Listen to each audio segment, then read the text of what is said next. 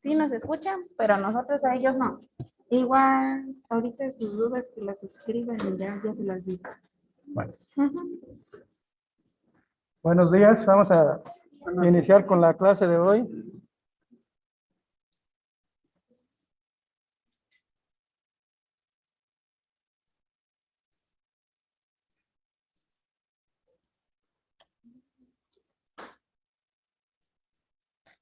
¿Con cuál recuerdo?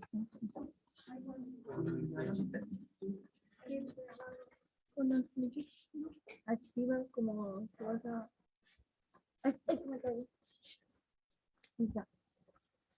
Ahora sí. Ya. Muy bien. Pregunta en relación a los tumores cerebrales, señalen la respuesta correcta. Tenemos las siguientes opciones.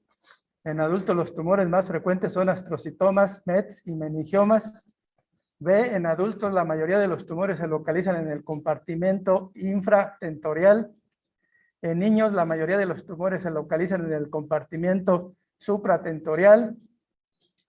Y la última opción, los oligodendrogliomas con alteraciones en los cromosomas 1P y 19Q responden mal al tratamiento. En relación a la incidencia, los tumores cerebrales primarios se presentan en alrededor de 6 personas por 100,000 habitantes por año. Las metástasis tienen una incidencia similar o incluso las metástasis pueden ser más frecuentes. Alrededor de 1 de 12 tumores cerebrales primarios se diagnostican en niños menores de 15 años. ¿Cuál es el sitio más frecuente de acuerdo a la localización? Se ha visto que en los adultos los tumores más frecuentes son estos tres: astrocitomas, metástasis y meningiomas, que llegan a constituir hasta el 85%. Y habitualmente se localizan en el compartimento supratentorial. En los niños, el sitio más frecuente va a ser el infratentorial y van a predominar los tumores como los meduloblastomas y astrocitomas cerebelosos.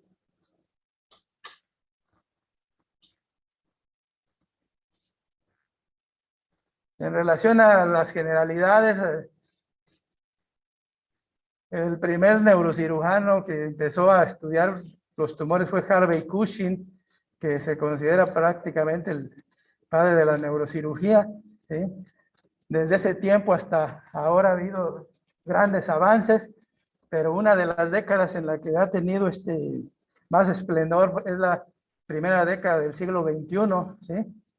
Se han hecho muchos estudios de tipo molecular y que pues ha llevado a realizar algunas terapias llamadas terapias blanco.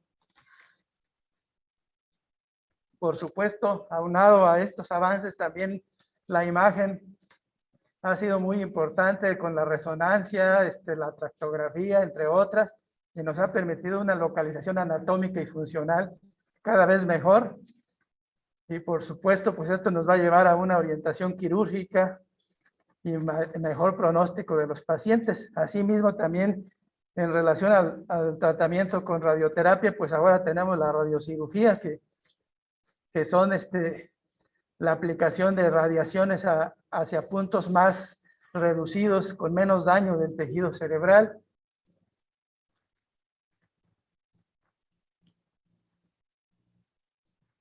Por supuesto, pues todo esto se ha realizado con estudios de experimentación, principalmente en modelos animales, ¿sí? Acerca de la formación de los gliomas, meduloblastomas, neurofibromas. Y entre los avances que se han tenido es que en el estudio de los tumores cerebrales oligodendrogliomas se ha encontrado que hay alteraciones en los segmentos de los cromosomas 1P y 19Q. Y estos pacientes que tienen estas alteraciones se ha visto que responden mejor al tratamiento y tienen mayor sobrevida.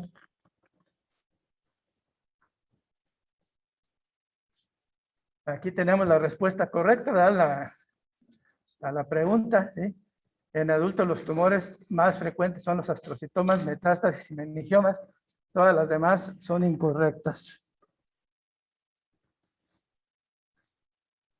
Otro de los tumores, bueno, el tumor más maligno habitualmente es el glioblastoma multiforme, ¿sí? Pero ha habido avances, aunque pues no son como los que quisiéramos, pero se ha visto que con la combinación de temozolomida más radioterapia, pues ha habido una sobrevida un poco más, ahora hasta 2 años. Incluso hay pacientes que en glioblastomas multiformes localizados en el lóbulo frontal, pues tienen mayor sobrevida, porque a nivel del lóbulo frontal, por supuesto, nos va a permitir una resección más amplia. Y combinada con estos tratamientos, hay pacientes que a veces pueden tener sobrevidas de 5 años o más. Pero en promedio, pues, antes era la sobrevida de 1 año y ahora, pues, 1 año más. O sea, no es mucho, pero bueno, son avances que se han ido encontrando, ¿sí? Por supuesto, en la resonancia magnética, pues tenemos múltiples fases, como están ahí mencionadas: la difusión, perfusión, espectroscopía. La espectroscopía nos permite determinar ciertos aminoácidos, y con eso nos puede dar la idea de qué tipo de tumor puede ser, ¿sí? También últimamente se le ha dado más énfasis a la tractografía, esto con el fin de que al resecar un tumor, tratar de no lesionar vías córtico-espinales muy importantes y tratar de que el paciente tenga menos secuelas.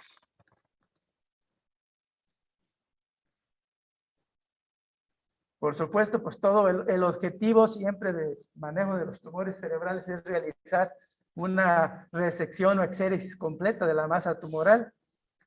Entre los tumores que se curan cuando los resecamos completos están los meningiomas, que son tumores benignos.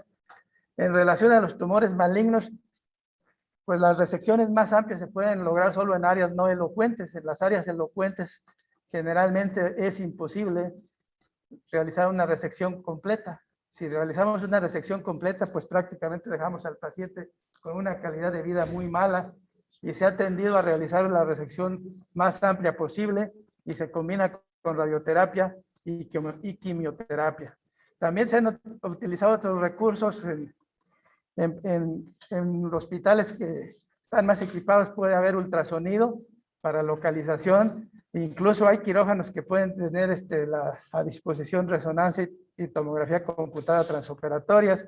Se pueden realizar estudios de mapeo cortical, principalmente en pacientes en áreas elocuentes, ¿sí? Y procedimientos con el paciente despierto. A estos pacientes, por supuesto, el anestesiólogo le tiene que administrar una anestesia que permita estarlo despertando en el procedimiento y pedirle, por ejemplo, que mueva una mano, que hable, etcétera. Y además de esto, pues estos pacientes generalmente tienen que estar acompañados de un neuropsicólogo para permitir que el paciente coopere y no entre en pánico o algún otro trastorno que pues nos lleve a un fracaso en el procedimiento. Bueno, ya mencionamos ahí que también esto ha contribuido a mejoría de la radioterapia, como la radiocirugía. La radiocirugía, pues, son varios tipos los que existen actualmente. Está el Gamma Knife, los aceleradores lineales. El Gamma Knife nos permite quemar lesiones que sean de 3 centímetros o menos, ¿sí? Por supuesto, en relación a la quimioterapia, hay tumores que responden bien y tumores que no responden, ¿sí? Entre los tumores que responden bien a la quimioterapia están los ahí enunciados: los linfomas, los germinomas, ¿sí? Algunos astrocitomas anaplásticos, oligodendrogliomas, y también pues algunos, los glioblastomas multiformes, también tienen cierta respuesta. Y también ha habido, pues como en todo, en los tumores más malos, buscar otras opciones. Incluso se pueden aplicar terapia local en el sitio del tumor por medio de un catéter, ¿sí?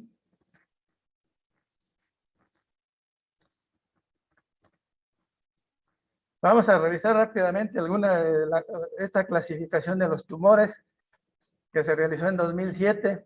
En el primer apartado están los astrocitomas, que pueden ser difusos y circunscritos, ¿sí? Ahí están mencionados algunos de los astrocitomas, los difusos, como el que está ahí anotado, el protoplásmico gemistocítico. se clasifica como grado 2 de acuerdo a la Organización Mundial de la Salud. El astrocitoma anaplásico, ahí enunciado, abreviado como AA, que se considera de grado 3, y por supuesto el glioblastoma multiforme, que tuvimos aquí, el glioblastoma multiforme, que es clasificado como el más maligno con grado 4, ¿sí? Entre estos difusos, pues, vamos desde el astrocitoma bien más localizado o menos maligno hasta el glioblastoma multiforme, que es el coco hasta nuestros días, a pesar de todos los avances. En relación a los astrocitomas circunscritos, pues aquí vale la pena pues nada más resaltar el astrocitoma pilocítico, que es de clasificación grado 1, o sea, menos malo, ¿sí?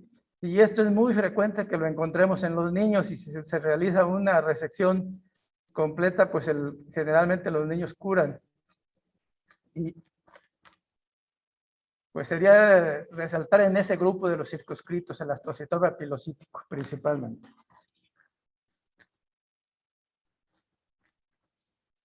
Ahí tenemos una imagen de un glioblastoma multiforme. Se ve una imagen ahí en la región temporal del lado izquierdo, una imagen redondeada con reforzamiento en anillo, con mucho edema, que muchas veces también se puede confundir como si fuera un absceso, pero en esta forma generalmente es un tumor mal definido, ¿sí? Y pues por supuesto si se diagnostica este tumor, pues el pronóstico pues en general es malo.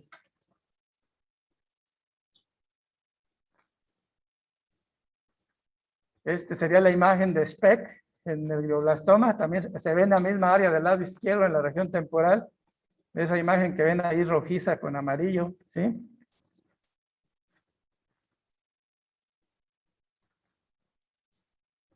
Que ahí está señalada con una flecha. El astrocitoma pilocítico es un tumor que ya les había mencionado, puede estar ya más bien definido. Ahí se ve una imagen en este estudio de resonancia, una imagen hiperintensa, ¿sí? Adyacente ahí prácticamente en el sistema ventricular.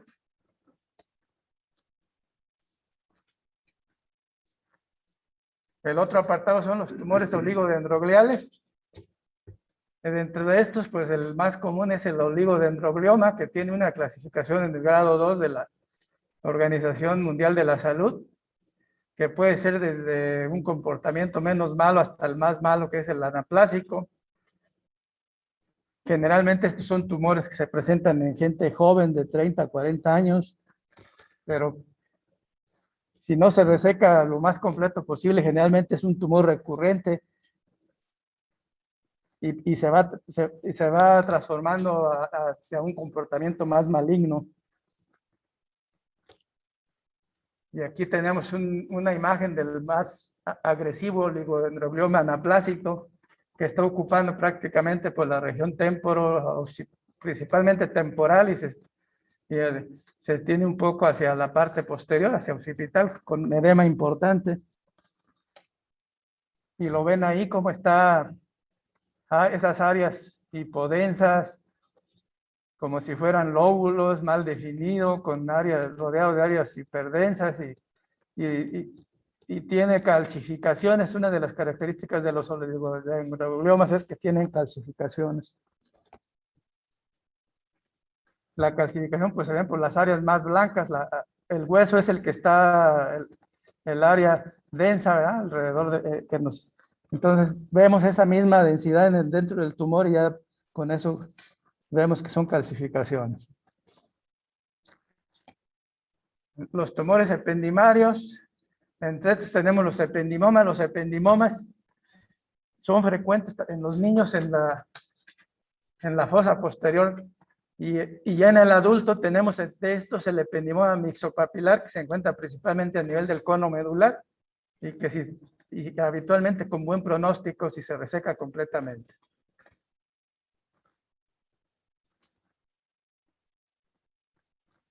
Aquí tenemos un ependimoma. Este sí es un ependimoma anaplásico un comportamiento agresivo. Pueden ver ahí en el lado derecho, en la tomografía, hacia mi lado es el lado derecho, y la masa grande, ¿verdad? Que está ocupando gran parte del hemisferio cerebral. Los tumores del plexo coroide, por supuesto, los vamos a ver principalmente en niños. De estos, el más común es el papiloma del plexo coroide, que es grado 1. Y por supuesto puede haber carcinomas, la mayoría son papilomas, es un tumor raro, pero también si se reseca completamente, pues el niño generalmente cura. Otros tumores neuroepiteliales, ahí solamente mencionamos ese como el glioma cordoide del tercer ventrículo. Son más raros.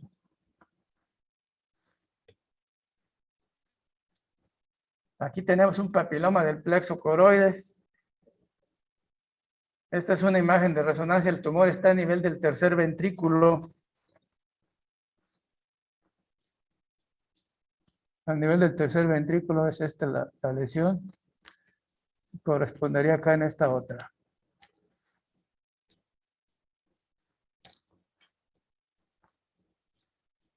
El otro apartado son los tumores neuronales y neurogliales mixtos.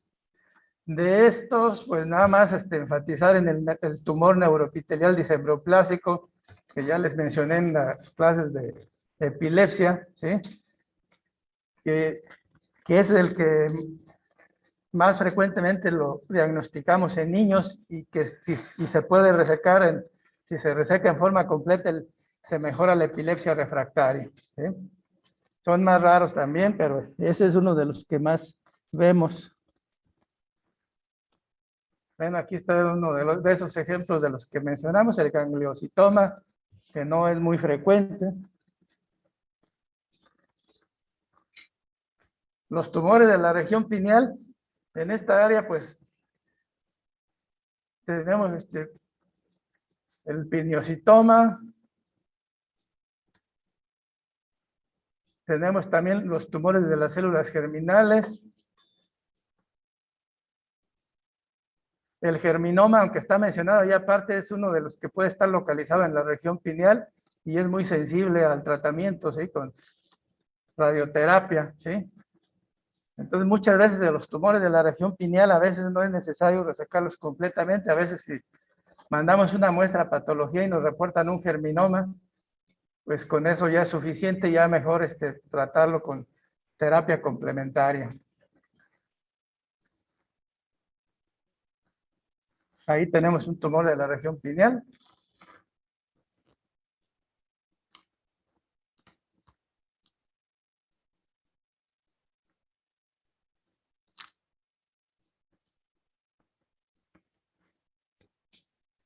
Los tumores embrionarios ya mencionamos que son más frecuentes en los niños, como el medulloblastoma, que es uno de los tumores muy frecuentes en los niños pequeños, desafortunadamente con un pronóstico malo, ¿sí?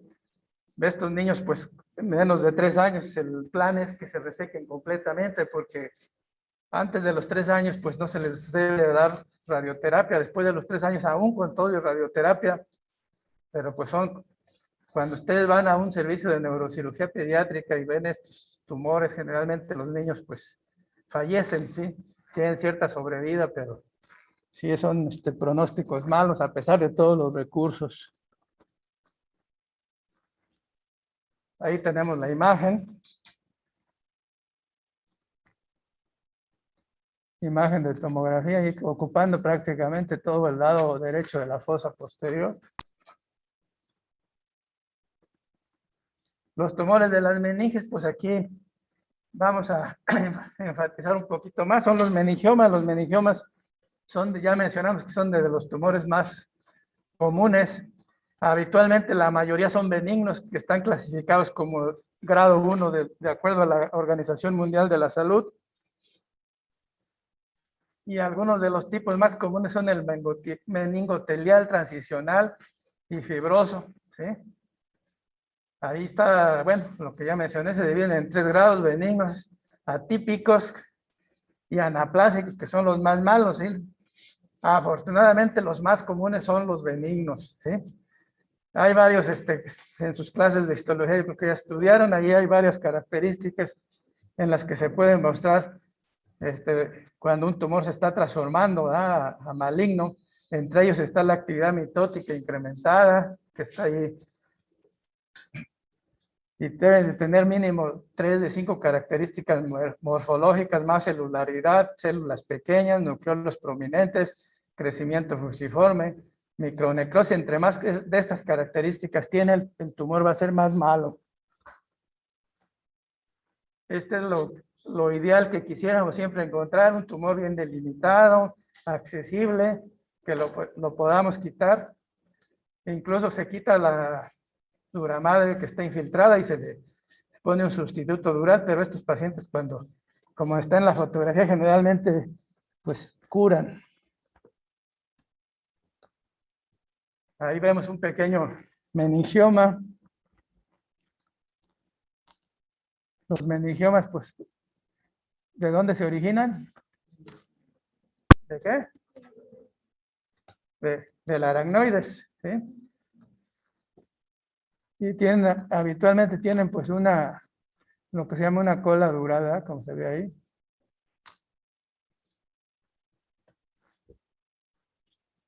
Seguimos hablando de meningiomas. Ya mencionamos que de acuerdo a las características histológicas, pues van de benigno a maligno. Los meningiomas ya anaplásicos malignos, pues son los de más mal pronóstico, tienen más de 20 mitosis por 10 campos y características malignas francas.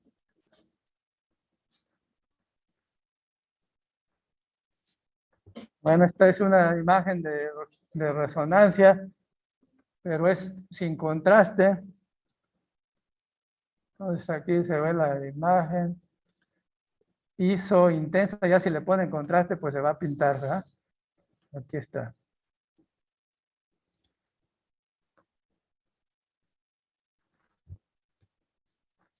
Dentro de la misma clasificación de tumores de las meninges está el hemangiopericitoma meningio. De estos, el que vale la pena mencionar es el hemangioblastoma. El hemangioblastoma puede estar localizado en la fosa posterior y este es un tumor que está muy vascularizado y obliga a veces, o sea, debería de hacerse siempre una angiografía. Si no tomamos en cuenta que es un hemangioblastoma, entonces, aunque sea un tumor pequeño, pues nos va a sangrar mucho. Entonces, siempre hay que pensar en este tumor. Si no lo pensamos, pues tenemos alto riesgo. Si no tenemos sangre suficiente, que el paciente se nos pueda dañar por tanto sangrado, ¿sí? Luego, en el siguiente apartado están los tumores de la región celar. Aquí se excluyendo los adenomas de hipófisis, que son de los más comunes, están los craniofaringiomas, tumor celular granular de la neurohipófisis y otros ya más raros. Aquí está un hemangioblastoma, ¿sí?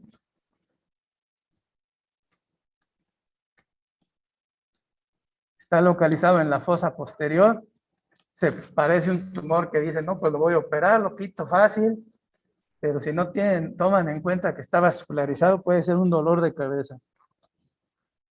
Ahí está, le hacen esa angiografía a un hemangioblastoma y tiene múltiples vascularidad. Los adenomas de hipófisis, que ya saben que pues la manifestación que da es el síndrome quiasmático. Aquí tenemos el ejemplo de un craniofaringioma que también está ocupando la región celar y supracelar. Ya cuando estudien, no sé si ya los estudiaron, bueno, van a estudiar pues hay diferentes tipos. Aquí vemos que hay calcificaciones, a veces tienen un componente quístico y un componente sólido. Los linfomas son otros de los tumores que pueden ser primarios o secundarios. Los linfomas siempre se localizan habitualmente alrededor del sistema ventricular. Y las metástasis cerebrales, que esas las vamos a ver mañana. El linfoma primario, aquí lo pueden ver.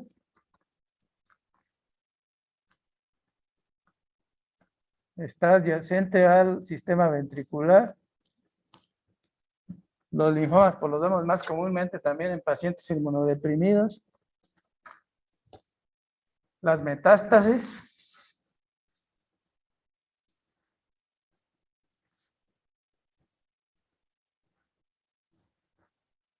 Como vamos a ver mañana, el sitio de origen más común de las metástasis es el pulmón.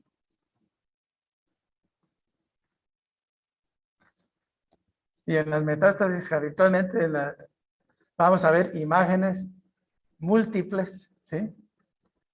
Imágenes redondeadas.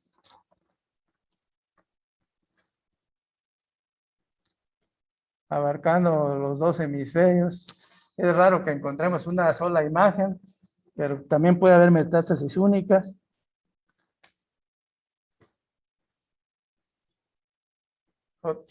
Vamos a contestar esta pregunta. Mujer de 60 años que inicia con cefalea, hemiparesia derecha, disfasia motora y crisis convulsivas de origen en hemicuerpo derecho con generalización secundaria. Ante este cuadro clínico es obligatorio descartar: inciso A, hemangioblastoma cerebeloso; inciso B, adenoma de hipófisis; inciso C, meduloblastoma de fosa posterior; e inciso D, astrocitoma frontoparietal izquierdo. Entonces ahí por localización ya casi siempre tienen la respuesta.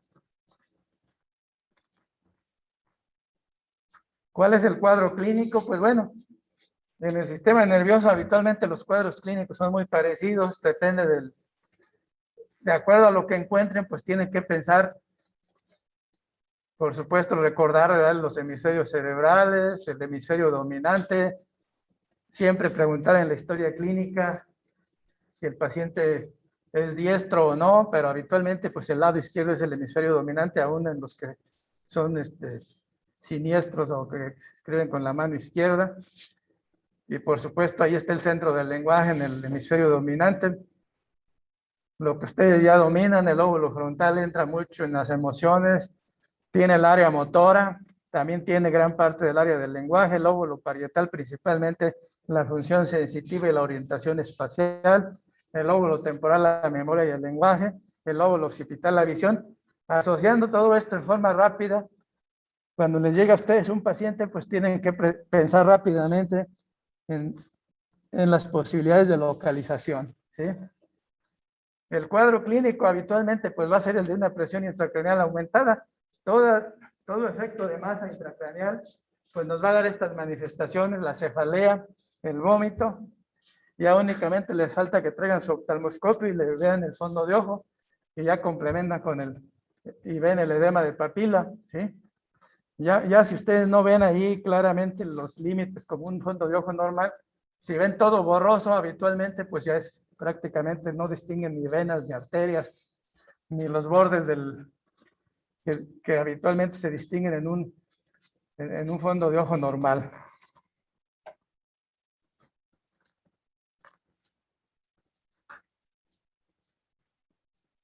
Bueno, ya con esta ilustración, pues ahí ven principalmente el fondo de ojo, que ven todo ahí, donde estaba el disco óptico, todo, no se ve nada, ¿eh?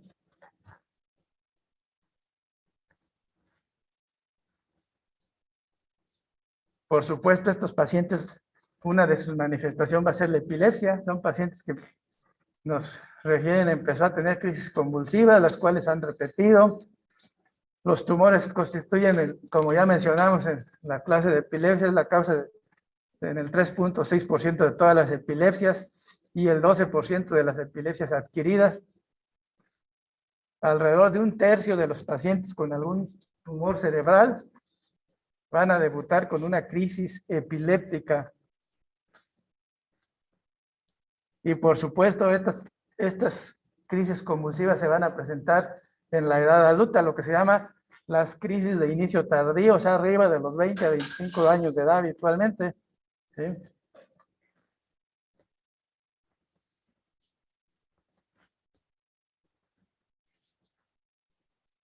Hay tumores que van a presentar lo que se llama la epilepsia refractaria. Ya mencionamos que la epilepsia refractaria es aquella que no responde a 2, 3 medicamentos con dosis adecuadas, y entre ellas están el astrocitoma de bajo grado y el ganglioglioma. Otros que también es muy frecuente que produzcan epilepsia refractaria son el oligodendroglioma, el glioma mixto y el tumor neuroepitelial disembrioplásico, principalmente este niño.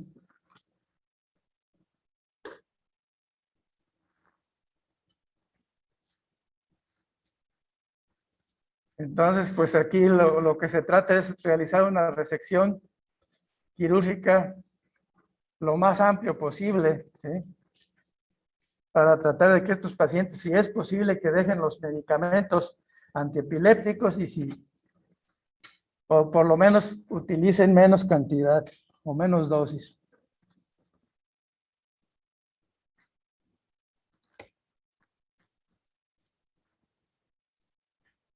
Entonces, como ustedes pueden ver ahí en la contestación de la pregunta, el hemangioblastoma cerebeloso, pues por supuesto les daría datos cerebelosos que no tiene el adenoma de hipófisis. Lo más frecuente es que les dé una hemianopsia bitemporal que no se menciona, y el meduloblastoma también está en fosa posterior, también les daría datos cerebelosos, ¿sí?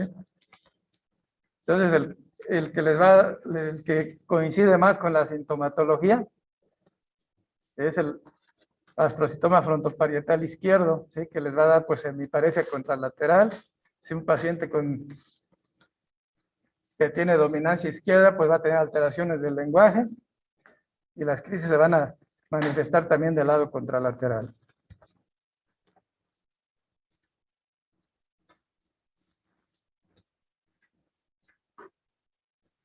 O sea, a grandes rasgos son las generalidades de estos tumores. No sé si tengan alguna pregunta, aclaración, o algo que quieran comentar que no haya quedado claro. Bueno, creo que no. Repetir el último que dijo el TDM, que era niño. El tumor disembrioplásico. A ver, déjalo ponemos aquí. Tumor neuroepitelial disembrioplásico, ese tumor generalmente lo vemos en niños, y es un tumor que afecta muy frecuentemente el área cortical. Hay niños que están convulsionando y convulsionando, y ese solamente lo diagnosticas haciendo una resonancia, ves una tomografía y la ves normal, ¿sí? Entonces, si haces una resonancia, lo diagnosticas, y al resecar ese tumor habitualmente le va bien al niño. Claro, por supuesto que esté principalmente en un área no elocuente, ¿sí? ¿Alguna otra aclaración o duda? Doctor, ha dicho que el ependimoma era la fosa anterior. Posterior. En los niños. En los niños es muy común. También se puede presentar intraventricular, pero en los niños es muy común que esté también en el cuarto ventrículo, ¿sí?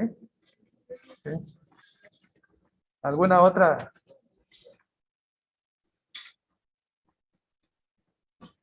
Creo que de allá no nos escuchan, ¿verdad? Bueno. No escribieron ninguna duda. Bueno, si no hay dudas, pues bueno, sería entonces todo, ¿sí? Y ya mañana vemos Gracias.